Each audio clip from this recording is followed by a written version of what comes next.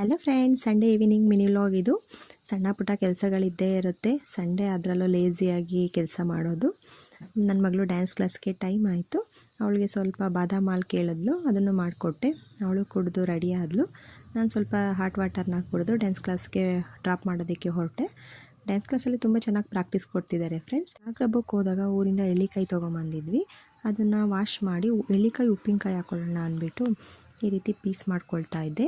ಈ ರೀತಿ ಪೀಸ್ ಮಾಡಿ ಅದಕ್ಕೆ ಉಪ್ಪು ಹಾಕ್ಬಿಟ್ಟು ಮಿಕ್ಸ್ ಮಾಡಿ ಬಾಕ್ಸಲ್ಲಿ ಹಾಕಿ ಇಟ್ಕೊಂಡೆ. ಅದು ಸ್ವಲ್ಪ ಒಂದು 3 ಡೇಸು ಮಾಗಬೇಕು, ಎಳ್ಳಿಕಾಯಿ ಕಟ್ ಮಾಡಿರೋದು. ಆಮೇಲೆ ಅದಕ್ಕೆ ಖಾರನ ಮಿಕ್ಸ್ ಮಾಡ್ಕೋಬೇಕು ಫ್ರೆಂಡ್ಸ್. ಹಾಗೆ ನೈಟು ಊಟಕ್ಕೆ ಮುದ್ದೆ ಮಾಡೋಣ ಅಂದ್ಬಿಟ್ಟು ಮಾಡಿಕೊಂಡೆ. ರೈಸ್ಗೆ ಇಟ್ಕೊಂಡು ಒಂದು ಕಡೆ, ಮುದ್ದೆಗೂ ಇಟ್ಕೊಂಡೆ ಫ್ರೆಂಡ್ಸ್. 2 ಮುದ್ದೆ ಆಗಿರೋದ್ರಿಂದ ನಾನು ಬಾಣಲಿಲೇ ಮಾಡ್ಕೊತೀನಿ.